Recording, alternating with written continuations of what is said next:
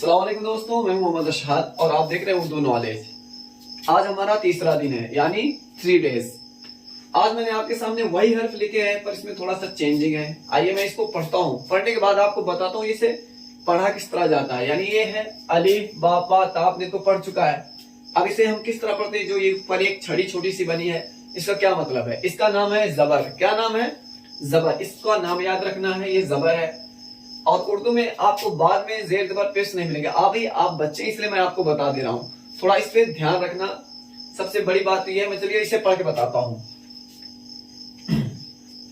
अलिफ जबर आ, बा जबर बा, पा जबर पा, ता जबर ता जबर टा, सा जबर सा, जीम जबर जा, चा जबर चा, हा जबर हा, खा जबर खा, दाल जबर दा, डाल जबर डा, जाल जबर जा, रा जबर रा जबर रा, जा जबर जा, सीन जबर सा, शीन जबर शा, स्वाद जबर सा, द्वाज जबर दा, तो जबर ता, जो जबर जा, ऐन जबर आ, गैन जबर गा, फा जबर फा, पाव जबर पा, काफ जबर का, गाफ जबर गा, लाम जबर ला, मीम जबर मा, नून जबर ना, वाव जबर वा, हा जबर हा, हमजा जबर आ, या जबर या जबर या।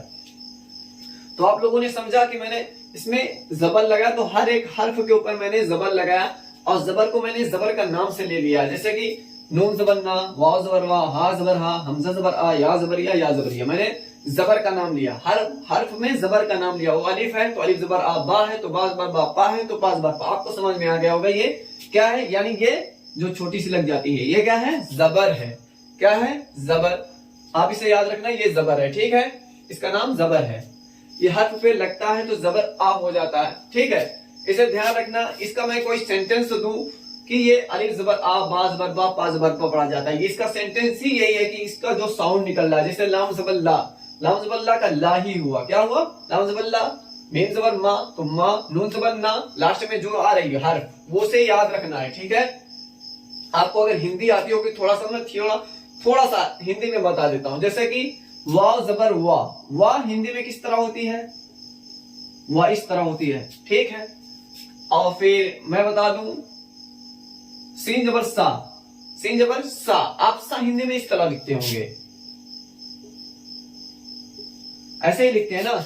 मैं आपको 3 हर्फ बताऊंगा और फिर मैं बता रहा हूं यहाँ पे काफ जबर का, इसका बता रहा हूं। काफ जबर का आपने शुरू में ही पढ़ा होगा, का इस तरह लिखी होती है। क्या? का। मैंने आपको 3 हर्फ बता दिया। मैं यहाँ पे हिंदी नहीं बल्कि आपको उर्दू पढ़ा रहा हूँ, इसलिए थोड़ा जिन्हें हिंदी आती है उन्हें आपको समझ में आएगा। यानी मैं इन 3 हर्फों को इसलिए दिया हूं, आप इसे थोड़ा सा समझें।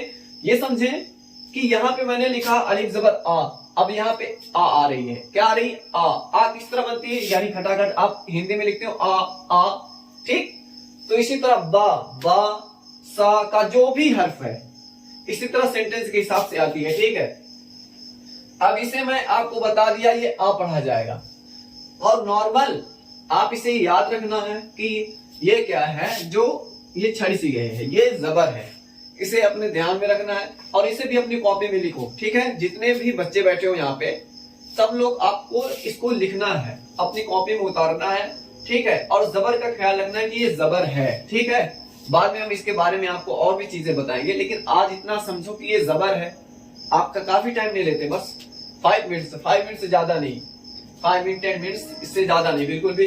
आप इतना याद रखना कि ये जबर आ है। हम पहले पढ़े थे अलिफ बा पा ता सा पढ़े थे। आज हम पढ़ रहे हैं अलिफ जबर आ, बा जबर बा, पा जबर पा, ता जबर ता जबर टा। जिससे याद रखना, बाद में मैं आपको इसका डिक्टेशन बोलूंगा, यानी आलेख इमला। जब मैं आपको बोलूंगा तो आपको लिखना पड़ेगा, सारी चीजें, सारे हर्फ आपको अपनी कॉपी में लिख लेना, याद कर लेना। ठीक है, चलिए आज के लिए इतना ही, अपने ध्यान में इतना रखना। ठीक है, अस्सलाम वालेकुम।